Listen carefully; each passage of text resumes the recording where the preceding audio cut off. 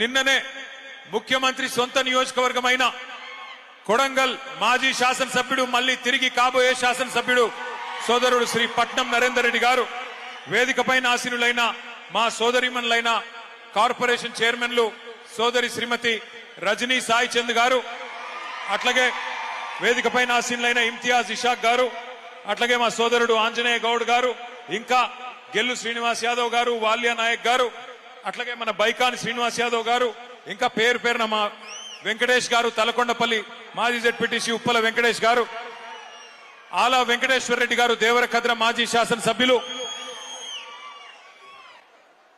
అందరి నేను ఎవరెవరు పేర్లు చెప్పలేదో దయచేసి ఏమనుకోకండి. మా మాజీ మున్సిపల్ చైర్మన్ మా సోదరుడు ఉద్యమ బిడ్డ నరసింహ గౌడ్ అన్న గారు, అదే విధంగా వేదిక పైన ఉన్న మా అందరూ అన్నలకు తమ్ముళ్లకు పేరు పేరున వేదిక ముందున్న పత్రికా మిత్రులకు అందరికీ నమస్కారం.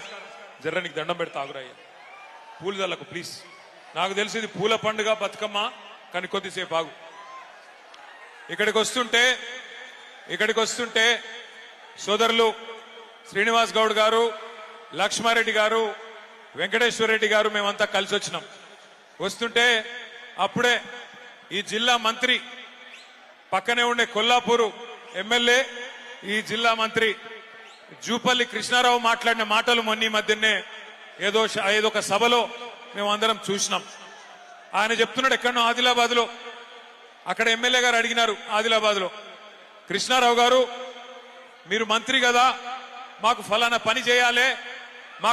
పని చేయాలంటే మీ జిల్లా మంత్రి గారు ఏమంటున్నాడు ఎరికేనా? నేనెట్లా చెప్తా, నాకేం తెలుసు, నేను మళ్ళా గెలుస్తానో సస్తానో తెలియదు, మళ్ళా మా ప్రభుత్వం వస్తుందో రాదో తెలియదు, మేము గెలుస్తామో మా ప్రభుత్వం వస్తుందో మాకు తెలియదు, కాబట్టి మాట ఎట్లా ఇస్తా, నేను మాట ఇయ్యా అని చెప్పి జూపల్లి కృష్ణారావు గారు చెప్తా ఉంటే మేము చూసి నవ్వుకుంటా ఉన్నాం.